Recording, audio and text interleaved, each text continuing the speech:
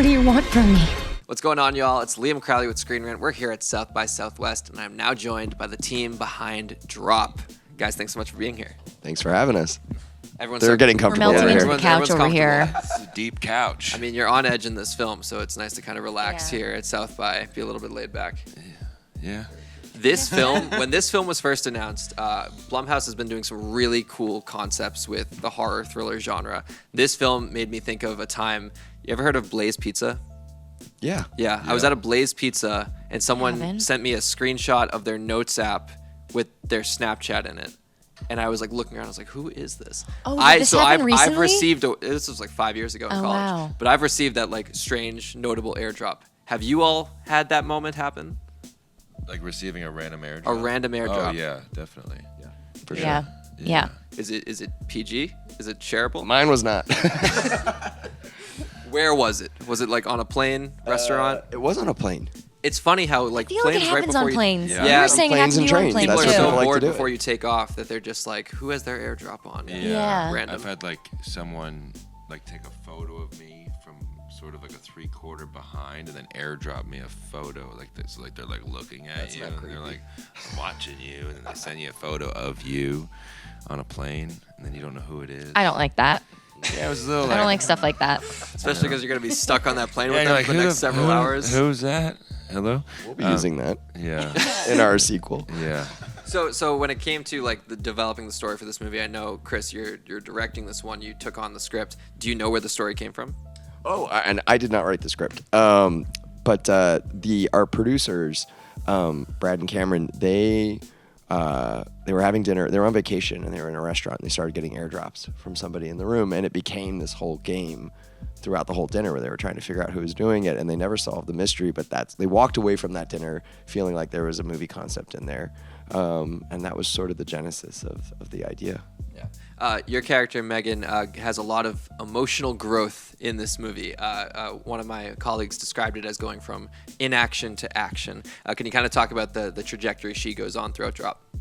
Yeah, I mean, I think it's really cool to watch her sort of turn into a superhero by the end. And I think what feels so good about it is that you're watching this woman who, when you first meet her, is,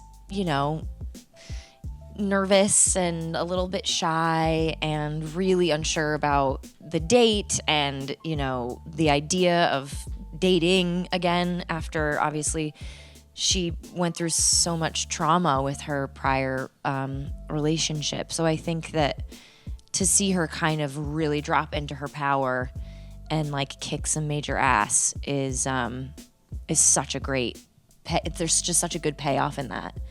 Drop into her power. I see what you did there. Drop. Brandon, your character of Henry in this, he's on this date with Violet, and Violet, fair to say she's pretty unhinged?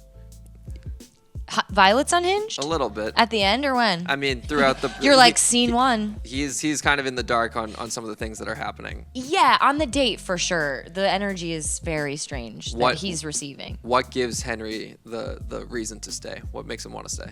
Well, he really hasn't dropped in with a woman in a long time. Another drop right there. And she's drop dead gorgeous. And and he's like, I'll drop anything I have to do to be with this I woman. think he could do it 3 times. And he's really sitting there. He's like, when is the other shoe gonna drop? And I think it's at that point he thinks, I'm gonna marry this girl.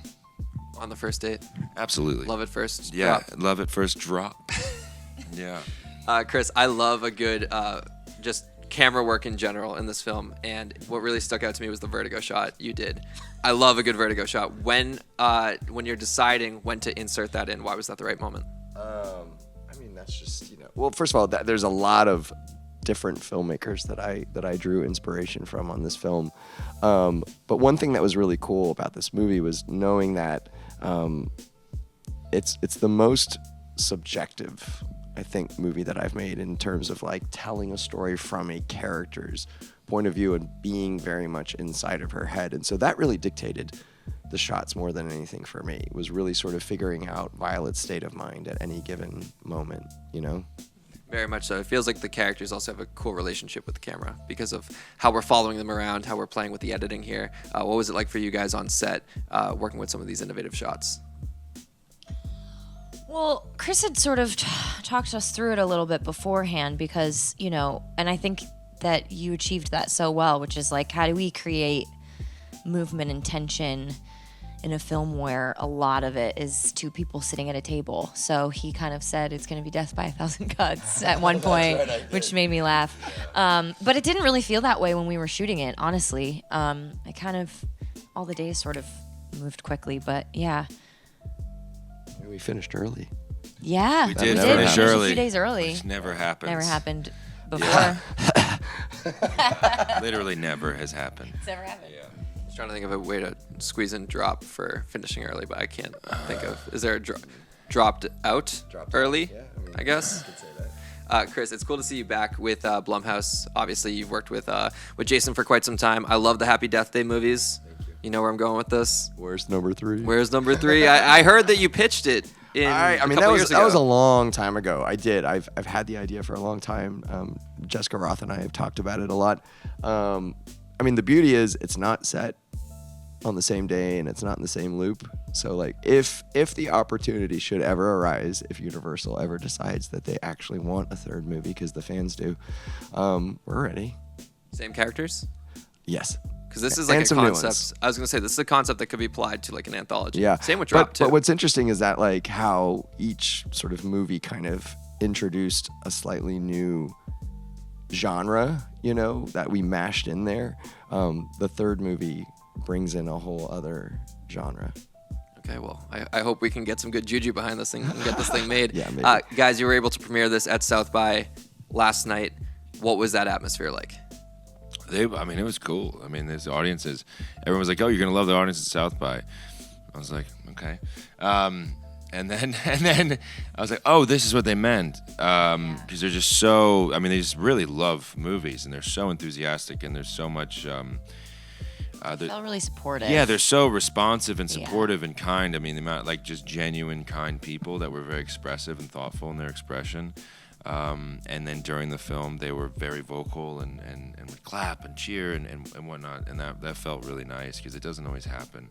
And you don't realize how much you kind of want that experience until you have it. And you're like, oh, this is nice. Yeah.